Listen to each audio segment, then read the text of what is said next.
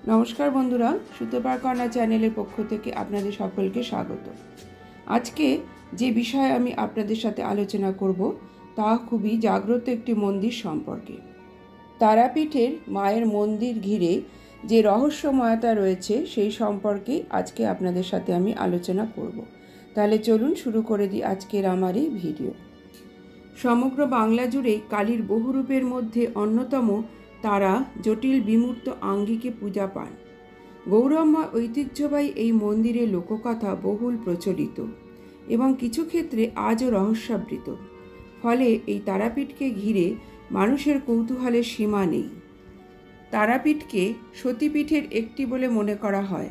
একথা প্রচলিত আছে যে সতীর তৃতীয় নয়ন এখানে পড়েছিল, যদিও এ ঘটনার কোনো পৌরাণিক ভিত্তি নেই।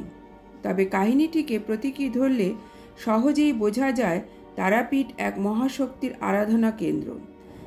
অপর একটি কিংবদন্তি অনুসারে সমুদ্র মন্থনের সময় উত্থিত হলাহল বিষ পান করার পর বিষের জ্বালায় শিবের কণ্ঠ জ্বলতে শুরু করে। এই সময় তারা দেবী শিবকে আপন স্তন্য পান করিয়ে তার জ্বালা নিবারণ করে। উত্তর বাহিনী জলস্রোত দেবীর কুলকুণ্ডলিনী শক্তির রূপ। তাই এই দিক থেকে বিচার করলে আধ্যাত্মিক তাৎপর্য রয়েছে এই মন্দিরের। তারাপীঠের মহাশ্মশানের সংলগ্ন দ্বারকা নদী। এই নদী উত্তর বাহিনী, অর্থাৎ এর স্রোত বইছে উত্তর দিকে।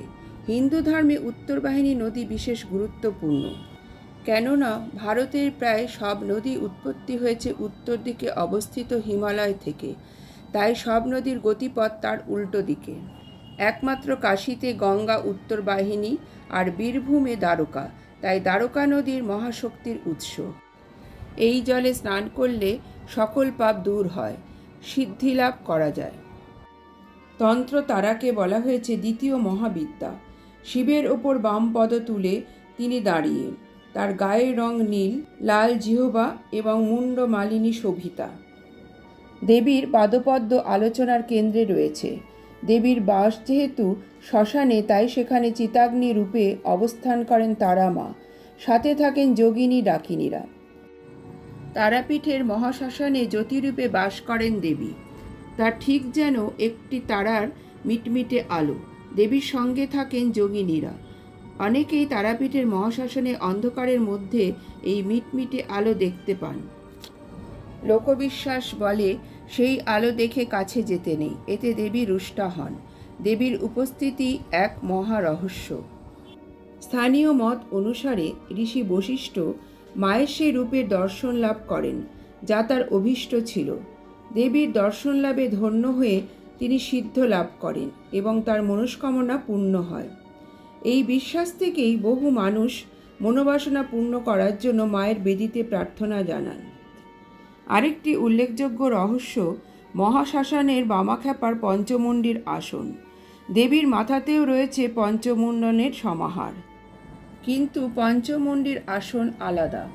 এখানে 5টি মুণ্ড সাপের, ব্যাঙের, খরগোশের, শিয়ালের এবং মানুষের। এই আসনে বসেই বহু যুগ আগে দেবীকে সন্তুষ্ট করে তারাপীঠকে সিদ্ধপীঠে পরিণত করেছিলেন ঋষি বশিষ্ঠ। এই আসনের গুরুত্ব অপরিসীম। বলা হয় এই আসন খুবই জাগ্রত। শুদ্ধ চিত্তে এই আসনে একাগ্রভাবে ভক্তি দিয়ে না বসলে মানুষ উন্মাদ পর্যন্ত হতে পারে, নানা ক্ষতিসহ মৃত্যু পর্যন্ত হতে পারে। এই মন্দিরের আশ্চর্য বিষয় যে এখানে প্রসাদ হিসেবে মদও দেওয়া হয়। তান্ত্রিক সাধুরা শুধু মাকে নিবেদন করেন না, পানও করেন। শুধু তাই নয়, এখানে প্রতিদিন পশু বলি দেওয়া হয়। যারা তন্ত্রশক্তিতে বিশ্বাসী তাদের জন্য তারাপীঠ কামাখ্যার মতোই গুরুত্বপূর্ণ। শ্মশানে পোড়ানো মৃতদেহে ধোঁয়া তারাপীঠ মন্দিরের গর্ভগৃহে পৌঁছায়, যার কারণে এর গুরুত্ব আরও বেড়ে যায়। তারাপীঠের প্রধান আকর্ষণ পূজারী সাধক বামাখ্যাপা, যিনি ছিলেন একাধারে পাগল, সন্ন্যাসী ও শ্মশানে তন্ত্র সাধনায় ব্রতী। মন্দিরের কাছেই তার আশ্রম রয়েছে, সেখানে ভক্তদের ভিড় জমে। সাধক বামাখ্যাপা এই মন্দিরে সাধনা করে সিদ্ধি লাভ করেন এবং অসাধ্য সাধন করেন। তান্ত্রিক অনুশীলন, যা এই এলাকায় প্রচলিত আধ্যাত্মিক ঐতিহ্যের একটি গুরুত্বপূর্ণ উপাদান এবং তারাপীঠের সমর্থক। তন্ত্র হলো একটি পরিশীলিত এবং বিস্তৃত ব্যবস্থা, যার মধ্যে রয়েছে ধর্মীয় উপাসনা, ধ্যান, মন্ত্রপাঠ এবং দৃশ্যায়ন কৌশল। তারাপীঠে তান্ত্রিক আবার অনুশীলনগুলি দেবী তারার ঐশ্বরিক উপস্থিতির আহ্বান জানানোর জন্য ধ্যান, মন্ত্র জপ বা পবিত্র চিত্ত উপাসনার মতো উৎসাহী আধ্যাত্মিক অনুশীলনগুলিকে অন্তর্ভুক্ত করে। তারাপীঠ মন্দির, যা দেবী তারার হিংস্র এবং করুণাময় দিককে সম্মান করে তারাপীঠের আধ্যাত্মিক পরিবেশের কেন্দ্রবিন্দু হিসেবে কাজ করে। তারা তন্ত্রের একটি সুপরিচিত দেবতা, ঐশ্বরিক নারী শক্তির প্রতিনিধিত্ব করে। তিনি মুক্তি, প্রজ্ঞা এবং সহানুভূতির পক্ষে। তারাপীঠের মতো মন্দিরের আধ্যাত্মিক রহস্য এই সংক্ষিপ্ত ভিডিওর মধ্যে আলোচনা করা সম্ভব নয়, তবুও যেটুকু পারলাম আপনাদের সাথে আমি শেয়ার করলাম।